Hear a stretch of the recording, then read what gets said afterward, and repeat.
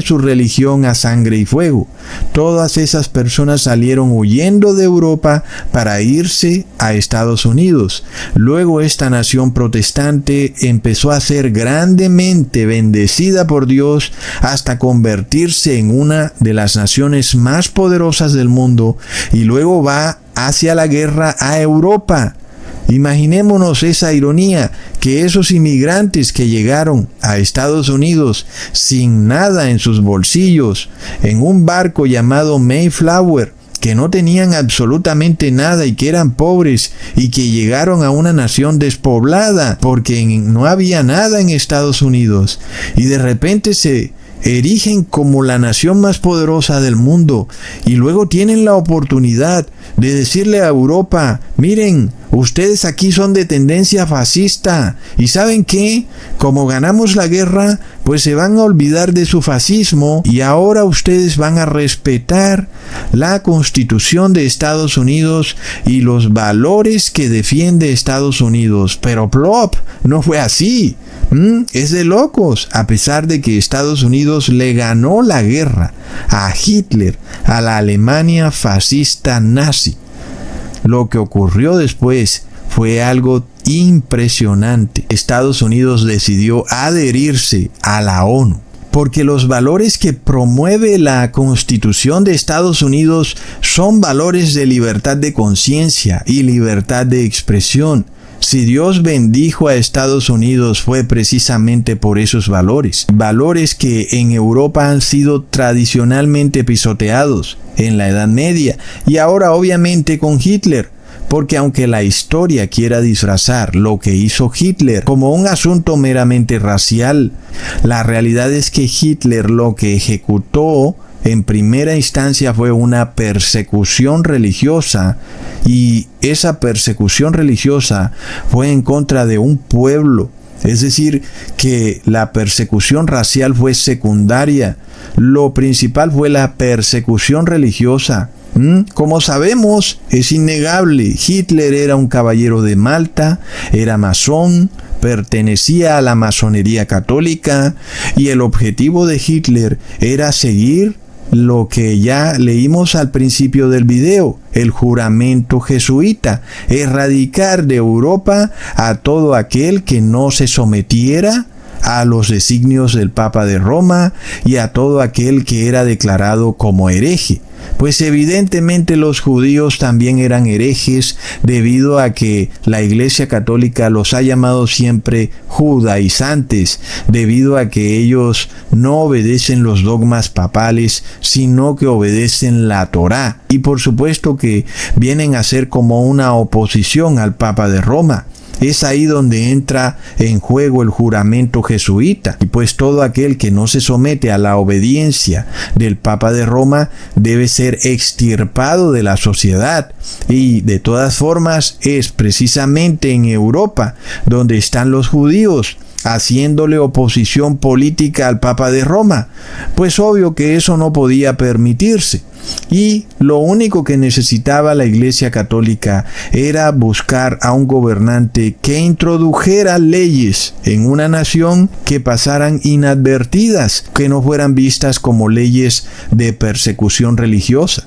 Fue así entonces como Hitler introdujo leyes ambientalistas y animalistas en Alemania, pues todo el mundo pensó que era algo muy lindo. ¡Ay, qué bello! Hitler está cuidando a los animalitos. Pero el verdadero objetivo de Hitler era irse en contra de los judíos, porque ellos sacrificaban a las reses de acuerdo a como está escrito en la Torá, a través de un método kosher, en donde a la res se le corta el cuello, y pues eso fue considerado por Hitler como maltrato animal. Entonces ahí fue cuando las leyes animalistas de Hitler en realidad estaban dirigidas a perseguir al pueblo judío y no a proteger a los animales.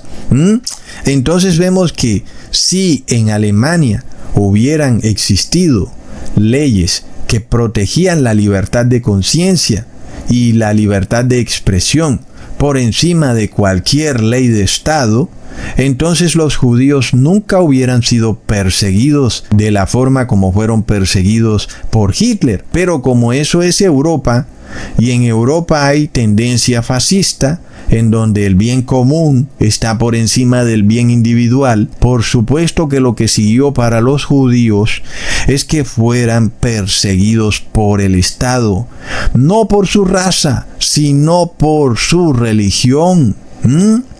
Hermanos, Estados Unidos pudo haber cambiado la historia de este mundo cuando le ganó la guerra a Alemania. Y finalmente, los judíos hubieran podido ejercer su derecho a ejercer su religión libremente y sacrificar sus vacas de acuerdo a como lo dice la Torá. Y es que este es una controversia que persiste en nuestros días. Aún hay estados en Europa que declaran ilegal que un animal se sacrifique de acuerdo a como lo dice la Torá, que porque eso es maltrato animal. Es decir, que persiste la persecución religiosa en Europa. Y viene del catolicismo, hermanos. Entonces, ¿qué pasa? La doctrina social de la Iglesia Católica llamada bien común es aquella en donde el derecho de la mayoría se impone sobre el derecho de la minoría. Eso es fascismo. En este caso, pues el derecho de esa minoría a ejercer su religión libremente es limitado debido a que pisotea el derecho de la mayoría. De esa manera, los judíos fueron despojados del derecho de ejercer su libertad de conciencia por el bien común y por un supuesto cuidado a la casa común que era la madre tierra Alemania. Entonces, hermanos, lo que hizo Hitler en Alemania no fue nada distinto que imponer la doctrina católica del bien común. Y si decimos que el gobierno de Hitler era fascista, pues es apenas obvio que la doctrina del bien común es también fascista, porque Hitler impuso en Alemania la doctrina del bien común. Ahora no olvidemos que Donald Trump, en un discurso en el Estado de la Unión ante el Congreso de Estados Unidos, dijo que había que defender el bien común. ¿Qué pasa entonces cuando hay una acusación contra Donald Trump de que es fascista? Pero ahora resulta que quien lo intentó asesinar es un antifascista. But we must reject the politics of revenge, resistance, and retribution, and embrace the boundless potential of cooperation, compromise, and the common good.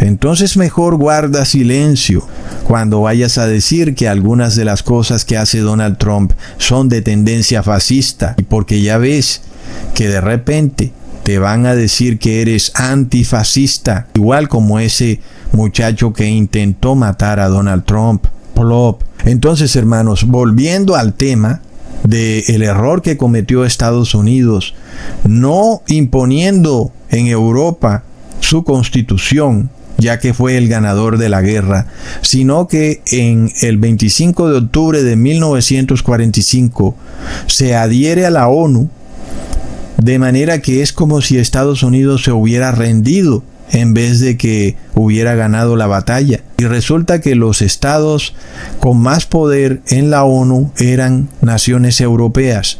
Y Estados Unidos no se impone en la ONU, sino que se adhiere a la ONU.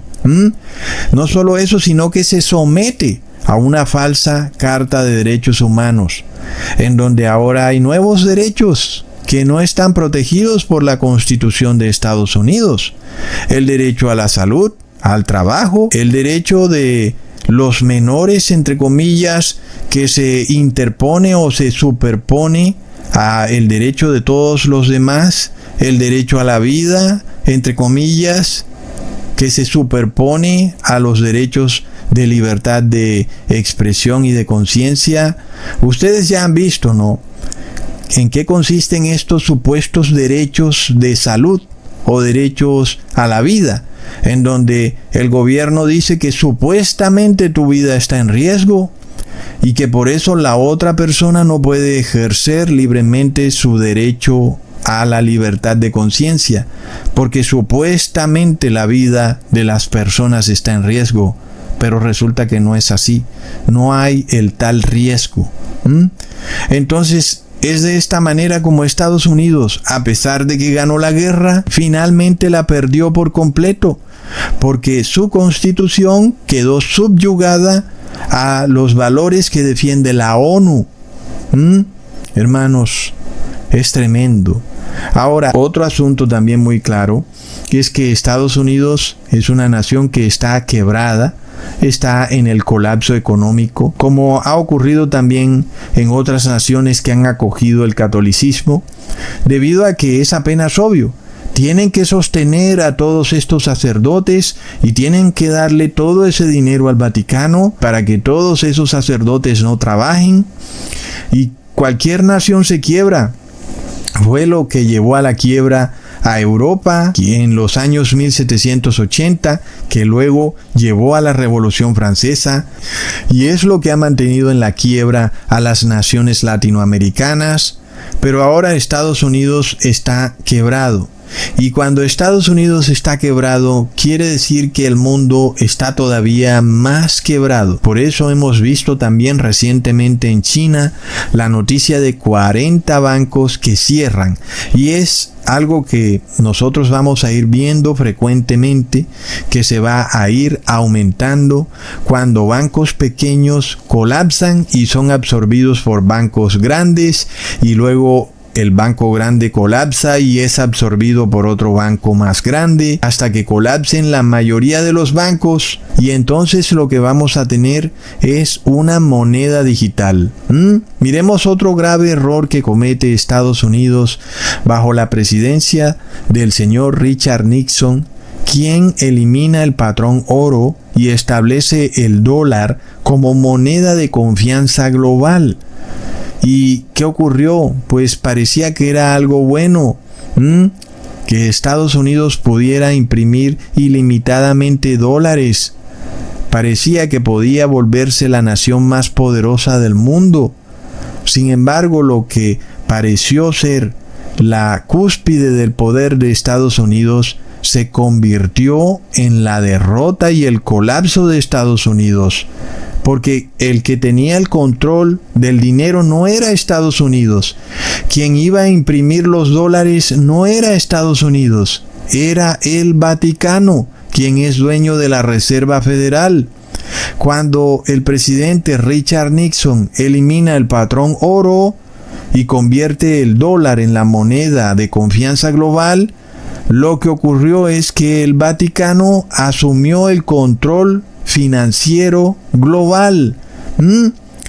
Es decir, hermanos, obviamente estamos en los últimos tiempos, porque vemos que este pequeño país, que es esa gran ciudad descrita en Apocalipsis, tiene el control monetario global y pronto va a establecer una moneda única global. ¿No es acaso curioso que también se dice que Donald Trump posee grandes cantidades de Bitcoin y muchas personas quieren que Donald Trump gane la presidencia porque al ser dueño él de grandes cantidades de Bitcoin, pues entonces el Bitcoin subiría